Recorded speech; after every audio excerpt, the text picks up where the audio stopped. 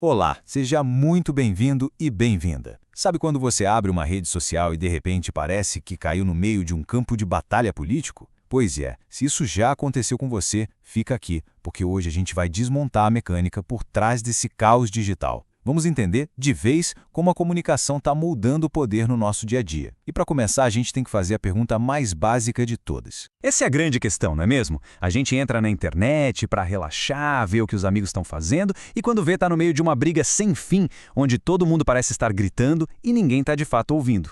Mas e se eu te disser que existe uma lógica, sim, por trás dessa guerra toda, que não é só caos pelo caos? Pois é, a resposta para entender essa confusão toda está num campo de estudo específico. É exatamente ali, no ponto de encontro entre a comunicação e a política, que a gente acha as ferramentas para enxergar o que está rolando por baixo dos panos, sabe? E essa ferramenta tem nome, é a comunicação política. Pensa nela como se fosse um manual de instruções da nossa democracia. Ela não está olhando só por discurso de um candidato na TV. Não. Ela estuda o fluxo todo da informação. Como é que uma decisão lá de Brasília chega até você, como a imprensa interpreta essa decisão e como nós, os cidadãos, reagimos a tudo isso. É um ciclo que, no fim das contas, define quem tem o poder. E aqui, um pensador chamado Dominic Walton nos dá uma pista fundamental. Ele diz que a comunicação tem, basicamente, duas missões. Uma é funcional, só passar informação, o fato puro e simples. A outra é normativa, criar laços, um senso de comunidade, de nós. O problema, segundo ele, é que na política essas duas coisas vivem numa tensão constante, quase uma briga. Porque muitas vezes, para criar um laço forte com um grupo, a informação acaba sendo torcida, adaptada. E é exatamente nessa tensão que o perigo mora. Certo? Então, onde é que essa peça toda acontece? A gente precisa entender qual é o cenário, o palco onde esse jogo é jogado todo santo dia. Bom, esse palco é o que a gente chama de espaço público. Antigamente ele era a praça da cidade, a ágora, ou então as páginas do jornal impresso. Hoje essa praça é o seu feed do Instagram. São os grupos da família no WhatsApp, é o telejornal da noite.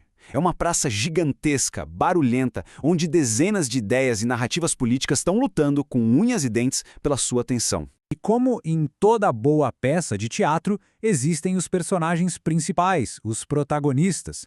Para não se perder na história, é fundamental a gente sacar quem são eles e, mais importante, o que cada um deles quer. E essa dinâmica entre eles é tão intensa que alguns teóricos deram um nome bem dramático para ela: Triângulo Infernal. Mas calma, apesar do nome assustador, a ideia por trás é bem simples. Ela descreve uma relação onde três grandes grupos dependem um do outro para existir, mas ao mesmo tempo competem entre si o tempo todo. E aqui estão eles, os três atores. Num vértice do triângulo, temos os políticos, cujo objetivo principal é conseguir legitimidade e, claro, poder. No outro, temos a mídia e os jornalistas, que buscam audiência e, idealmente, a verdade dos fatos. E na base de tudo, sustentando o triângulo, estamos nós, a opinião pública. Pense bem, o político precisa da mídia para falar com a gente. A mídia precisa do político como fonte de notícia e da gente como público. É essa dependência que deixa o jogo tão amarrado e complexo. Ok, mas você deve estar pensando, mas esse triângulo sempre existiu. E você está certo. Acontece que, recentemente, um elemento novo entrou em cena e virou o tabuleiro de cabeça para baixo. Esse elemento é a internet, que chegou reescrevendo completamente as regras do jogo. Olha só essa comparação, impressionante. Antes, a gente sentava no sofá e a informação vinha da TV ou do rádio. Era uma via de mão única. Nós éramos receptores passivos. Hoje, a gente não só consome, a gente produz, comenta, compartilha, cria meme. A gente virou o que chamam de prosumidor. O político não precisa mais de um jornalista para falar com você. Ele abre uma live. O resultado disso? A informação circula sem filtro nenhum, numa velocidade absurda, e muitas vezes acaba nos prendendo em bolhas que só nos mostram aquilo que a gente já acredita. Diante de tudo isso, é muito fácil se sentir pequeno, impotente, né? Tipo, o que eu posso fazer no meio dessa loucura? Mas é aqui que vem a virada de chave.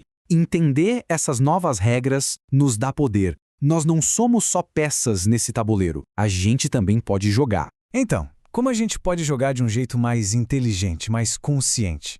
O segredo é usar algumas ferramentas. Primeiro, comece a refletir sobre a cultura política da sua própria bolha. Depois, quando lê ou ouvir algo, não olhe só para os fatos. Tente analisar a narrativa. Por que essa história está sendo contada desse jeito? Tente também identificar quando um discurso é, na verdade, uma peça de marketing disfarçada. E o mais importante, participe. Mas participe com a intenção de enriquecer o debate, de construir pontes e não de jogar mais lenha na fogueira. E eu quero terminar deixando essa provocação para você. Nesse mundo onde a informação chega a todo instante, por todos os lados, sem filtro e na velocidade da luz, como é que a gente garante que a nossa democracia continue saudável e bem informada?